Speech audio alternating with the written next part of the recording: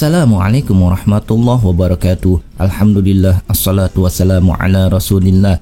Rasulullah berangkat dari Kuba pada Jumat pagi. Beliau diiringi para sahabat muhajirin dan ansar. Ketika waktu sholat Jumat tiba, Rasulullah tengah melewati Wadi Ranuna. Tempat itu dekat dengan perkampungan Bani Amr bin Auf. Rasulullah berhenti dan mendirikan salat Jumat bersama para sahabatnya. Itulah salat Jumat pertama yang didirikan oleh Rasulullah. Menilik sejarahnya, salat Jumat sebenarnya telah disyariatkan sejak periode Mekah sebelum Rasulullah hijrah ke Madinah. Akan tetapi salat Jumat kala itu belum bisa dilaksanakan sebab jumlah kaum muslim masih sedikit serta kerasnya intimidasi dari kaum kafir Quraisy di Mekah.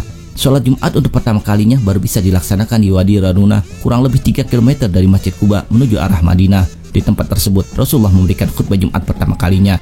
Tempat yang digunakan Rasulullah untuk melaksanakan salat Jumat itu berdiri sebuah bangunan dari bebatuan. Kini dikenal dengan nama Masjid Al-Jum'ah. Ada yang menyebutnya Masjid Al-Wadi, ada pula yang mengenalinya dengan Masjid Al-Tiqah.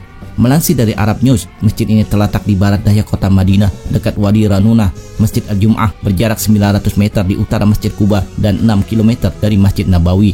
Mulanya masjid ini hanya berupa bangunan dari bebatuan di atas gunungan kecil dengan salah satu kubahnya terbuat dari batu bata merah. Kemudian Masjid Al-Jum'ah dibangun kembali dan mengalami renovasi beberapa kali hingga kini dapat menampung 650 jamaah. Masjid ini juga memiliki menara, kubah utama di tengah area salat dan 4 kubah kecil di sisinya. Rasulullah kemudian melanjutkan perjalanan dan memasuki kota Madinah pada hari Jumat 12 Rabiul Awal tahun pertama Hijriah yang bertepatan dengan 27 September 622 Masehi saat Rasulullah memasuki usia 53 tahun. Sejak hari itu, Madinah dikenal sebagai kota Rasulullah, Madinatul Rasul, setelah sebelumnya dikenal Yathrib. Kota ini juga dikenal sebagai kota bercahaya atau Madinatul Munawwarah. Di sisi lain, kota Yathrib telah penuh dengan bermacam hiasan indah untuk menyambut kedatangan Rasulullah. Ketika beliau SAW tiba, seluruh kaum muslim keluar rumah menyambut kedatangan Rasulullah yang telah lama mereka nantikan. Anak-anak ramai berbaris di jalan seraya bersorak, "Telah datang Rasulullah, ya Muhammad, ya Rasulullah." Para pemuda dan laki-laki dewasa menghunus pedang dan tombak sebagai tanda siap mati membela Rasulullah. Kaum muslim yang mengiringi Rasulullah dari Kuba berseru bersama, "Telah datang Nabi Allah." Sementara itu anak-anak perempuan naik ke atas rumah seraya bersama membaca syair, "Kami anak-anak perempuan keturunan Najjar, hai orang yang cinta bertetangga dengan Nabi Muhammad." Hingga seorang sahabat Nabi yang bernama Al-Bara bin Azib yang menyaksikan peristiwa tersebut mengatakan, "Aku tidak pernah melihat penduduk Madinah begitu gembira seperti kegembiraan ketika mereka menyambut kedatangan Rasulullah." Mendengar sambutan begitu hangat dan penuh sayang itu, Rasulullah bertanya, "Apakah kalian semua cinta kepadaku?" "Ya, sudah tentu wahai Rasulullah," jawab semuanya. Dengan hati bergetar penuh kasih, Rasulullah bersabda, "Allah mengetahui bahwa hatiku sangat mencintai kalian semua." Ada yang menangis, ada juga yang tersenyum saat mendengar pernyataan cinta Rasulullah. Rebana-rebana pun berbunyi dan kaum wanita bersyair. Diriwayatkan dari Ubaidillah bin Muhammad bin Aisyah, tatkala Rasulullah datang ke Madinah, para wanita dan anak-anak bersenandung, "Thala al-badru alina min thaniyatil wada'." Telah muncul purnama kepada kami dari daerah thaniyatil wada'. "Wajib syukru alina mada'a lillahi da'." Wajiblah bagi kami untuk bersyukur selagi masih ada orang yang berdoa kepada Allah. Hadis ini dikeluarkan oleh Abu Hasan Al-Khal'i dalam kitab Al-Fawaid dan Imam Al-Baihaqi dalam kitab Dalailun Nubuwah. Rasulullah terus berjalan hingga tiba di perkampungan Bani Salim bin Auf. Tiap orang berebut untuk memintanya agar bersedia menginap di rumah masing-masing. Bahkan ada yang sengaja memegang tali kekang unta beliau SAW. "Ya Rasulullah, mari tinggal di rumah kami," kata seorang Bani Salim. Rasulullah hanya tersenyum dan menghentikan langkahnya sejenak untuk menjawab permintaan-permintaan itu. "Biarkan unta ini berjalan, sungguh ia sedang diperintah." Maksud Rasulullah, dimanapun unta tunggangannya berhenti, maka disitulah dirinya akan bertempat tinggal. Orang-orang pun membiarkan unta milik Rasulullah untuk kembali bergerak bebas. Makhluk berleher panjang ini lalu berjalan hingga ke perkampungan Bani Baydallah. Akan tetapi di sana Qaswah, nama unta Rasulullah, tidak sekalipun berhenti. Maka sampailah di desa Bani Sa'idah dan Bani Al-Harith bin Khazraj. Di kedua lokasi itu pun tidak disinggahi oleh unta Rasulullah. Unta itu tiba-tiba bergerak ke arah perkampungan Bani Adi bin An-Najjar. Beberapa orang Bani Adi bahkan sempat menahan tali kekang yang melingkari leher Qaswah. Ada pula yang berdiri di depan hewan tersebut dengan maksud menghalangi jalannya. Bagaimanapun juga, hewan yang telah mengiringi Rasulullah dalam hijrahnya itu tak diam begitu saja. Akhirnya, mereka membiarkannya lepas lagi. Bahkan warga meminta kepada Rasulullah untuk menghentikan unta itu di depan rumahnya.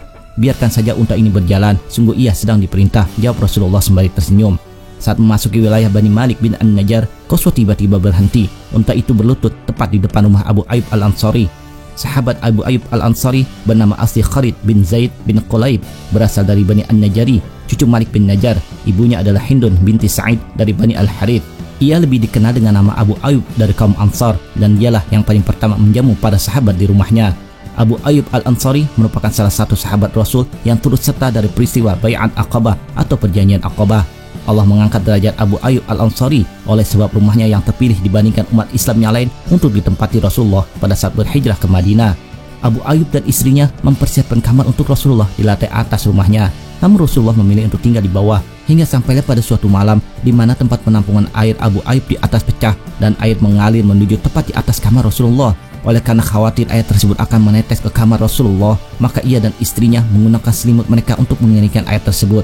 Lalu keesokan harinya, Abu Ayyub menceritakan kejadian tersebut dan meminta agar Rasulullah mau pindah ke atas, dan hal tersebut pun disetujuinya. Rasulullah tinggal di rumah Abu Ayyub selama 7 bulan lamanya hingga masjid yang dibangunnya itu selesai dan sebuah ruangan telah dipersiapkan untuk ditempati Rasulullah. Abu Ayyub juga terkenal akan sifat dermawannya. Ia selalu menghidangkan makanan untuk Rasulullah dan para sahabat lainnya yang berkunjung ke rumahnya. Abdullah bin Abbas menceritakan suatu hari Abu Bakar keluar di siang hari saat matahari sedang panas-panasnya. Umar melihat Abu Bakar, kemudian ia bertanya, "Apa yang menyebab kamu keluar di jam-jam seperti ini, Abu Bakar?" "Tidak ada alasan lain yang membuatku keluar rumah kecuali aku merasa sangat lapar," jawab Abu Bakar. Umar menanggapi, "Aku pun demikian. Demi Allah, tidak ada alasan lain yang membuatku keluar kecuali itu." Saat keduanya dalam keadaan demikian, Rasulullah keluar dan menghampiri keduanya. Beliau bersabda, "Apa yang menyebabkan kalian keluar pada waktu seperti ini?" Keduanya mengatakan, "Tidak ada yang menyebabkan kami keluar kecuali apa yang kami rasakan di perut kami. Kami merasa sangat lapar." Kemudian Rasulullah bersabda, "Aku juga, demi zat yang jiwaku berada di tangannya, tidak ada hal lain yang membuatku keluar kecuali itu. Ayo berangkat bersamaku." Ketiganya pun beranjak menuju rumah Abu Ayyub Al-Ansari. Setiap hari Abu Ayyub senantiasa menyediakan makanan untuk Rasulullah. Jika istri-istri beliau SAW tidak punya sesuatu untuk dimakan, beliau SAW biasa ke rumah Abu Ayyub. Ketika ketiganya sampai di rumah Abu Ayyub, istri Abu Ayyub berkata, "Selamat datang wahai Nabi Allah dan orang-orang yang bersama Anda." Rasulullah bertanya, "Di mana Abu Ayyub?"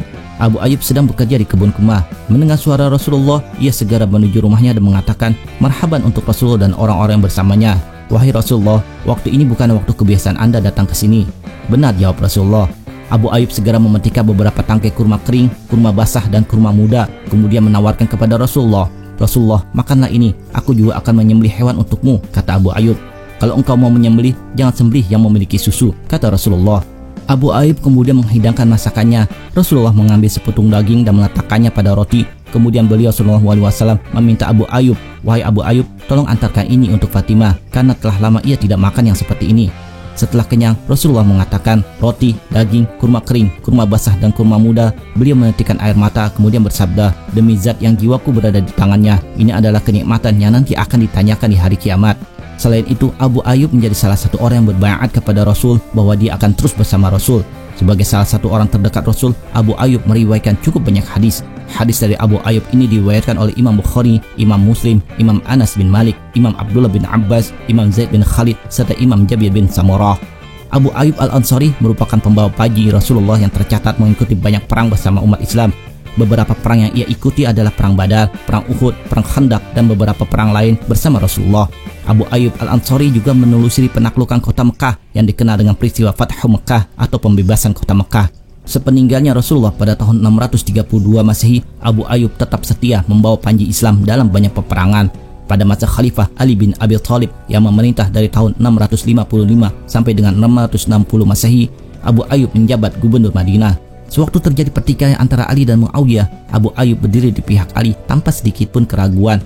Dan kala Khalifah Ali bin Abi Thalib mati syahid, khilafah pun berpindah kepada Muawiyah. Abu Ayyub menyendiri dalam kezuhudan. Ketika diketahuinya bala tentara Islam tengah bergerak ke arah Konstantinopel, ia segera memegang kuda dan membawa pedangnya memburu syahid yang sejak lama ia dambakan. Dalam pertempuran inilah ia menderita luka berat. Ketika komandannya datang menjenguk, napasnya tengah berlomba dengan keinginannya menghadap Ilahi. Maka bertanyalah panglima pasukan waktu itu, Yazid bin Muawiyah, "Apakah keinginan Anda wahai Abu Ayyub?" Abu Ayyub meminta kepada Yazid, bila ia telah meninggal, agar jasadnya dibawa dengan kudanya sejauh jarak yang dapat ditempuh ke arah musuhnya, dan di sanalah ia minta dimakamkan. Wasiat Abu Ayyub itu dilaksanakan oleh Yazid. Di dekat tembok kota Konstantinopel, Abu Ayyub dimakamkan agar ia dapat menyaksikan perebutan kota Konstantinopel, meskipun tidak melihatnya secara langsung di dunia. Walaupun pasukan Yazid gagal menaklukkan kota Konstantinopel, kaum muslim yang dipimpin oleh Muhammad Al-Fatih dari Kesultanan Utsmaniyah akhirnya berhasil merebut kota Konstantinopel pada tahun 1453 Masehi. Abu Ayyub memang tidak menyaksikan secara langsung penaklukan Konstantinopel oleh Muhammad Al-Fatih. Namun makamnya menjadi saksi penaklukan kota tersebut dan membuktikan kebenaran sabda Rasulullah. Kota Konstantinopel akan jatuh ke tangan Islam. Pemimpin yang menaklukkannya adalah sebaik-baik pemimpin dan pasukan yang berada di bawah komandonya adalah sebaik-baik pasukan. Hadis riwayat Imam Ahmad. Sebelum tempat itu dikuasai umat Islam, orang Romawi dan penduduk Konstantinopel memandang Abu Ayyub di makamnya itu sebagai orang suci. Dan yang mencengangkan, para ahli sejarah yang mencatat peristiwa-peristiwa itu berkata, orang-orang Romawi sering berkunjung dan berziarah ke makam Abu Ayyub dan meminta hujan dengan perantaraannya bila mereka mengalami kekeringan. Kini makam Abu Ayyub Al-Ansari berada di dalam komplek Masjid Ayyub Sultan, sebuah komplek masjid peninggalan Kesultanan Utsmaniyah yang berada di distrik Ayyub, Provinsi Istanbul. Wallahu a'lam bishawab. Demikian kisah dapat kami sampaikan. Semoga bermanfaat. Mohon maaf apabila ada kesalahan. Terima kasih telah menonton. Assalamualaikum.